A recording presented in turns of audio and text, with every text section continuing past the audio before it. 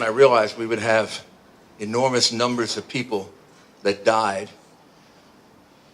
And I also realized that many of my firefighters and police officers would not be able to get out of that building on time because I had been involved in fighting many fires and many emergencies.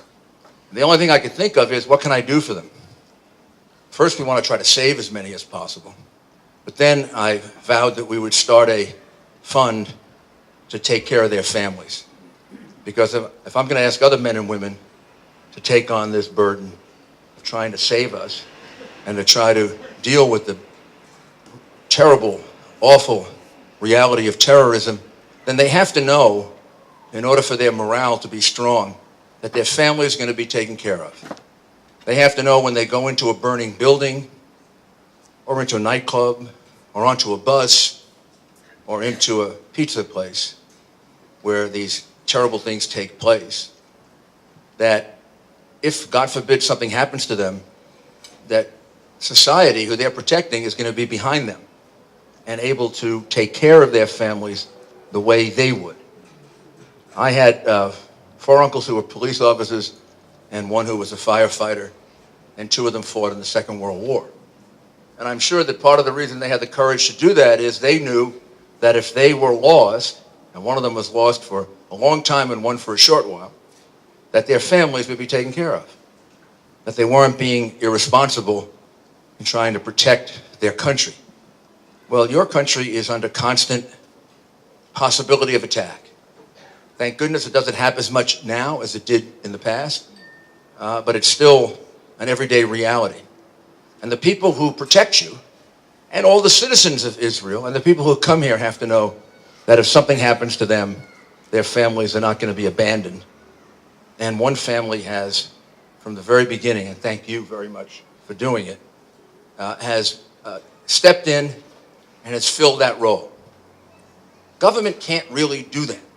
Government can protect us from terrorism, and your government, and now mine under President Trump, does everything that it can to protect us from terrorism.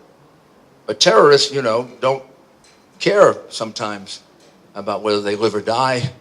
They don't care about the consequences, and they attack no matter what. And no government, no matter how good your government is, and I think your government is one of the best in dealing with security in the world. It's an example to the world of how to do that. No government can be 100% perfect. So then we have to step in, the people, and show other people that we care about them. And you've done that for 17,000 families. My goodness, I did that for 373 firefighters and about 50 police officers. And it was a very difficult mission. So I really empathize with you, and you have my support. My experience with this terrible plague of terrorism goes back to the very, very beginning when the PLO started hijacking airplanes. And then when I was United States Attorney in investigating Yasser Arafat for the killing of American citizen Leon Klinghoffer.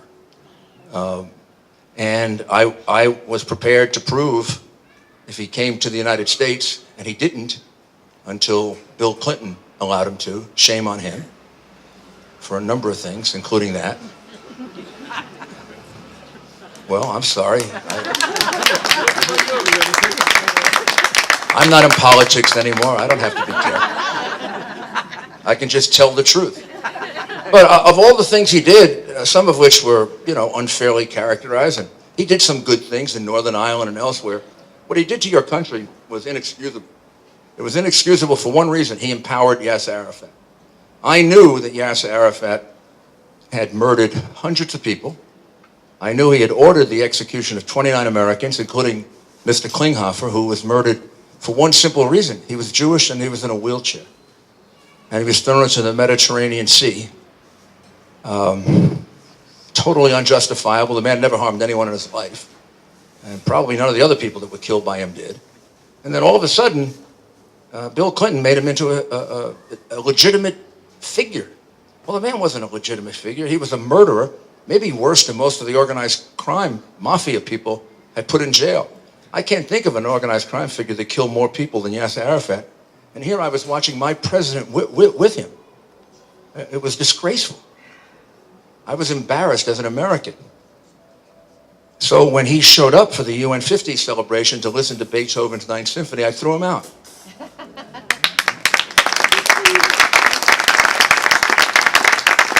And the president was very angry at me.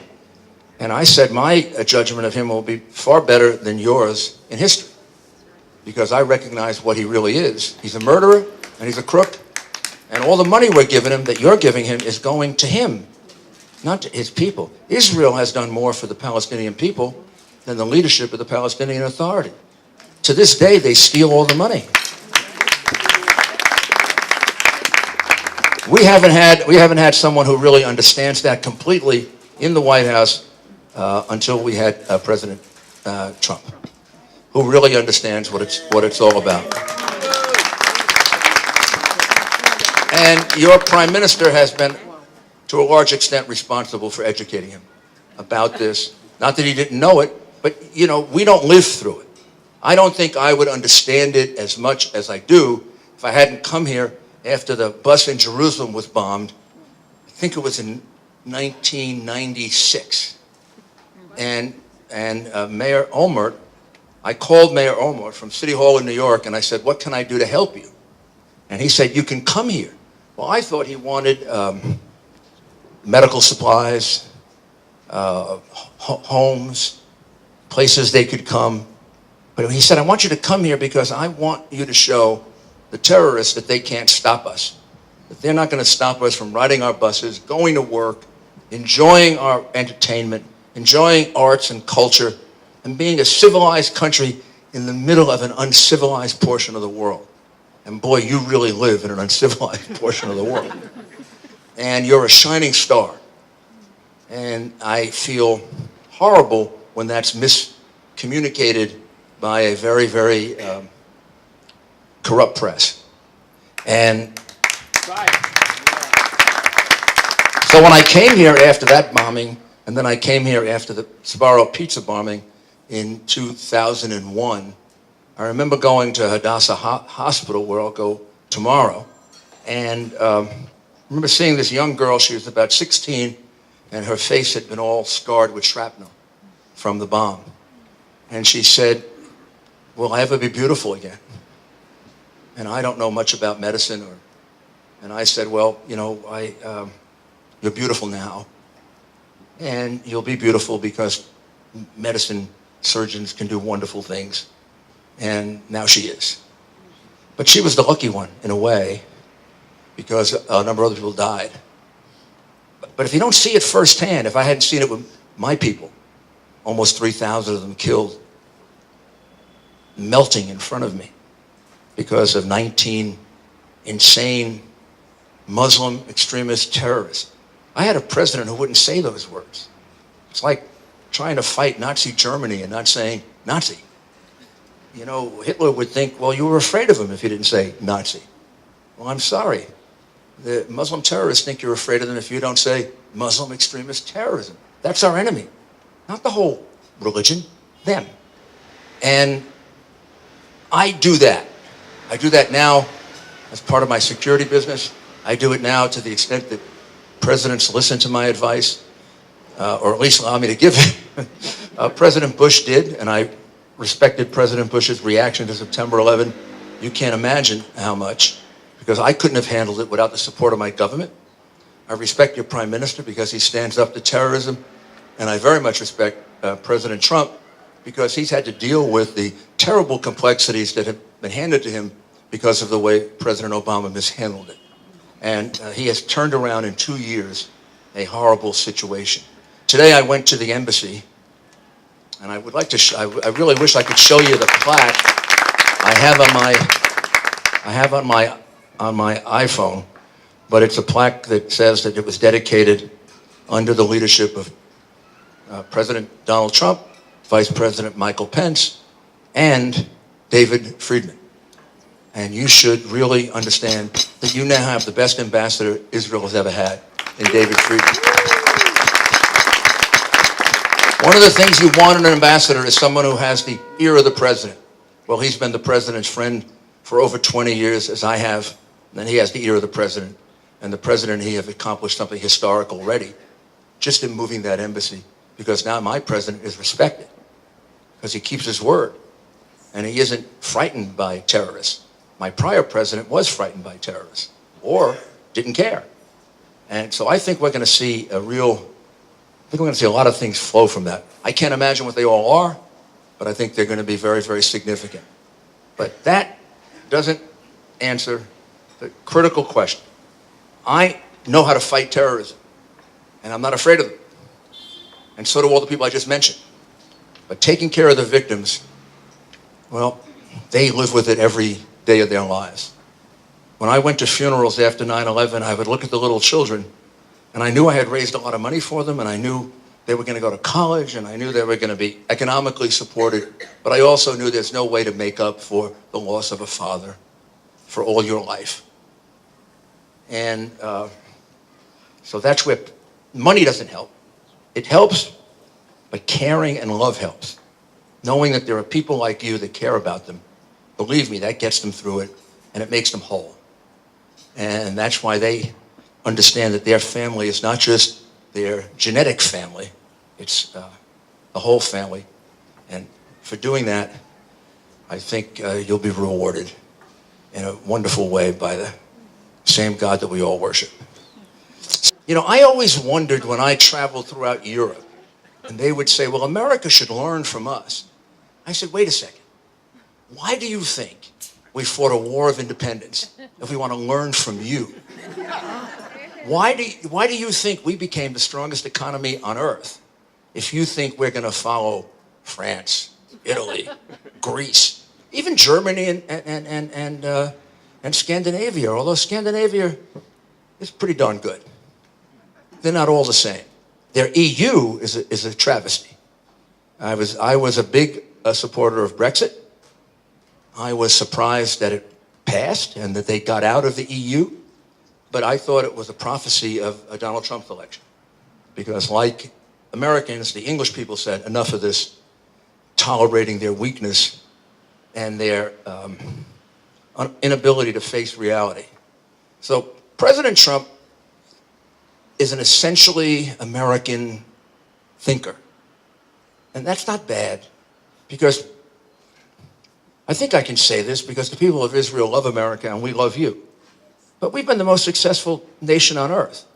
It is true we've been blessed by God with a big, big country and great natural resources and very, very energetic people like you have who came to America from all over. Jewish people and Italian people and German people and Irish people, and I don't want to leave anybody out. And my city probably benefited from it more than any other. We're truly a city of immigrants. But why should we look for an example to Europe that is a failure? They can't even defend themselves. Frightened. France is frightened of terrorists. We're not frightened of anyone. Not just because we're strong, but because we're right. And we're decent. And we love people. And we know to love people and accomplish it, you have to have courage. Cowards can't protect people. So Donald Trump seeks his guidance from the soul of America. And I think your prime minister does, because he's really, he might not like this when I say it, he's really an American. He loves America. He knows American politics as well or better than I do. And my goodness, they're now torturing him because he loves cigars. I love cigars, and I've had more than one with him. And so did Winston Churchill, by the way. I tell you, if the world was like it is now then, like these people in America who are going after President Trump and the people here are going after, they would have put Winston Churchill in jail. He would have, but his paintings would have been worth a lot from jail, right? He would have sat there doing his paintings. So there are, luckily for both of us, in the history of the Jewish people, great people have come along at just the right time. I mean, we can go back to Abraham, and we can come to your prime minister and all the people in between, the people who built this country. And our people like that too. George Washington and Abraham Lincoln and Franklin Roosevelt and Ronald Reagan, who is my hero, and Donald Trump now. And they're people who look at things differently. They don't follow the norm that society tries to impose on them. Because the norm that society tries to impose on them is usually failure. Just be careful and don't do anything wrong and don't. So when you do something bold, you take a risk. So when you say you're going to protect people who are the victims of terrorism, that's a very bold thing to do because you may be there all by yourself. But what you found is that the Israeli and American people have a big heart. They're not just brave, they're loving. And we love our enemies. That doesn't mean we're going to be stupid and let them kill us. But it does mean that if they're willing to take a step forward, we're willing to embrace them. If they stop teaching their children to kill us, we can start to love them and show that love. But they have to stop teaching people to kill us before we can do that. And we have to be ready to take care of the losses that we undergo as a result of it. And considerably more civilized, they don't have an Ayatollah, and women there aren't stoned. And I don't know, is Korea bigger than New York? But boy, they don't have Broadway. We're a heck of a lot better than they are. And, but are they dangerous? Of course they're dangerous. They can totally destabilize Iran, this region of the world, and they're doing it, and North Korea, that region of the world. So what changed? American presidents have been trying to deal with North Korea for years, and President Trump's standing up to Kim Jong-un, explaining to him just the reality of life. And you don't know the criticism the president took for this. Basically just saying a common fact to him. We could destroy you as target practice. You can't destroy us. We're way across the ocean. We have a nuclear defense that's massive. And we have a nuclear offense that is frightening. It's cataclysmic. You don't think that affected him? I think it did. So then he wanted to have talks. And our vice president has said some very, very harsh things about North Korea. Mr. Bolton has said even harsher things about, and he attacked them, or he had people attack them. Said horrible things about Vice President Pence, who happens to be one of the most decent men you'd ever meet, or about John Bolton, who's one of the smartest men I ever met. And President Trump didn't take it. Of course he wants to have this peace conference. Of course he thinks he can push Kim Jong-un over the top to denuclearization. But he wasn't going to just take that. He had to set ground rules for, who's in charge of this. So he called it off. And for about 3 or 4 days, everybody was criticizing him and how terrible and how, like they did to Ronald Reagan when he walked out of Reykjavik and wouldn't give up Star Wars. I'm going to tell you a story about that before we conclude. And all of a sudden, Kim Jong-un puts out a statement he wants to denuclearize. He wants to denuclearize. My God. Now, I admit that probably means he wants to denuclearize in 100 years. But I think President Trump might get it down to 2 or 3 because he needs money. People of North Korea are starving, and the people of South Korea are enjoying abundance. And boy, that hits home more than anything else. And I'm pretty convinced that Kim Jong-un now is smart enough to know if he's going to survive, he's got to first solidify his people. So I think this will be a pretty successful meeting. I don't want to overstate it. I said today that Kim Jong-un was forced to crawl on his hands and knees to ask for a meeting. That was a metaphor. I don't think he crawled on his hands and knees, but effectively he did. And that doesn't come from the president, it comes from me. President Trump would never say anything that was as outrageous as that.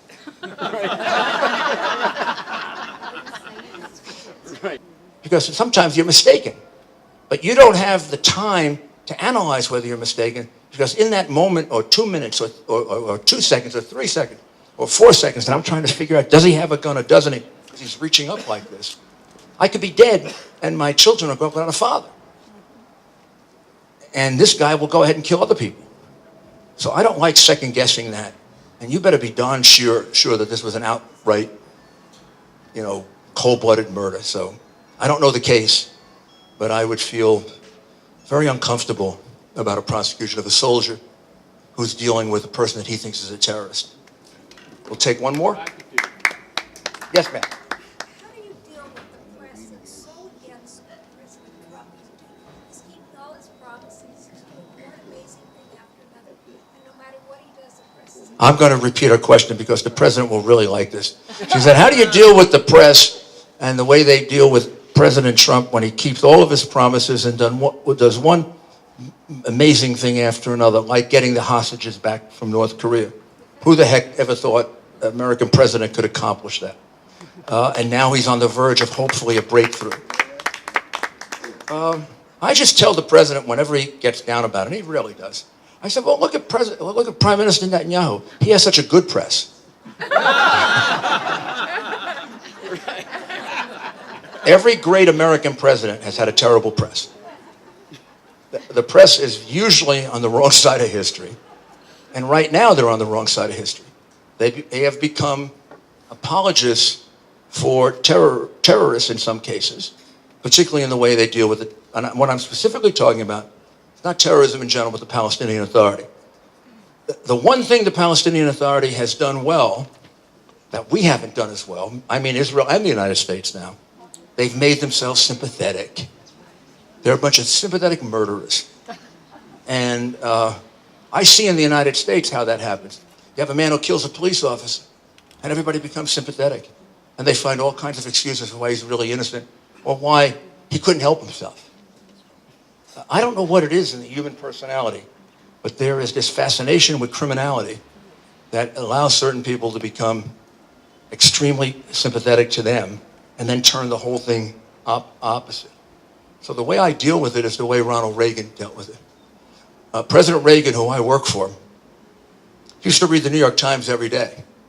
And one day his wife, Nancy Reagan, who I'm on the board of the Reagan Library and became very close to Nancy, and she loved him immensely, as you know, it's one of the great love stories in American history. She said to him, Ronnie, because she called him Ronnie, I didn't, I called him Mr. President, as I do my friend, President Trump. When he was my friend and he wasn't president, he was Donald. Now he's President Trump always. I talk to him on the phone and he calls me. I say, Mr. President. And he said, nah, Donald, Mr. President. Never going to forget who you are. When you leave office, you don't know what I'm going to call you. But now, you're Mr. President. Well, I think that we have to look at the press, and we have to have like a bit of a sense of humor. So Nancy Reagan said to him, why do you read the New York Times every day, Ronnie? It just gets you upset. He said, it doesn't get me upset. I read them. I even make notes about what they said. And then I do just the opposite. And it worked out well for him. He's now one of our great American presidents, liberated Eastern Europe. How about liberating millions of people? We only had a few presidents who were liberators. Obviously, Abraham Lincoln, and to some extent, Franklin Roosevelt. And then Ronald Reagan, liberator, without firing a shot. So I follow that advice also. I read the Times, I make notes, and then I do just the opposite. And the more they criticize me, the more I'm sure I'm right. Because they're wrong. They're wrong about Israel. They're wrong about President Trump. They're wrong about our economy, which doesn't matter as much. And they're mostly wrong about foreign policy, which matters a lot. And just like Ronald Reagan, President Trump is going to achieve great things. And he's going to live long because he's a very strong and healthy man. And he's going to get his satisfaction when he gets out of office. And I don't know that he's going to, no man ever solves every problem, but I think we have a real chance of solving these ones that are right in front of us, because I think his approach is the right approach. And he's got the right partner in your prime minister. I was going to tell you one last story, but I sort of run out of time. But I have to tell you that, to tell you something serious, actually. People ask me, how did you deal with September 11th? And how were you able to rally your people to respond to it? And I'll tell you how. We all deal with adversity, whether it's the loss of someone we love or the people you deal with. And I'm sure a lot of what you do is you have people who also have been victims of terrorism kind of help the people who are going through it. Because when you're going through a tragedy, you feel you're the only one, and your family's the only family that's gone through it. And if you can talk to people that have gone through it, it helps you get perspective. Well, on September 11, for a couple of days, I didn't really have my bearings as to how I would talk to people. But I went home that night. I thought about two things. I thought about, in history, the people of England and Churchill, and how they dealt with the Battle of Britain, which was in many ways far worse than September 11, because it was every night for about 9 months, and you'd be sitting in your homes, and your home could get bombed, and your children could be dead. But then, you know, if they weren't, you had to get up that morning and take them to school and go to work, and then Churchill would go out there and stand, and the bombs would fall, and he would smoke a cigar. That's why I like cigars, and nobody should criticize them. He'd smoke his cigar, he'd let the bombs fall, and the people of London said, damn it, we can do the same if he can. And then I remember coming here for that first bus bombing with Mayor Olmert and getting on the bus. I came here and I told all my friends, I'm going there to give strength to the people of Israel. And that makes me feel so good because they're such great people. And I came here and I was amazed at their strength. I was amazed at their resiliency. I was amazed at the fact that they had internalized the fact that we have to live with this. And living with this means being able to go about our lives, because that helps to defeat them. If they can't stop us from going about their lives, our lives, we set them back.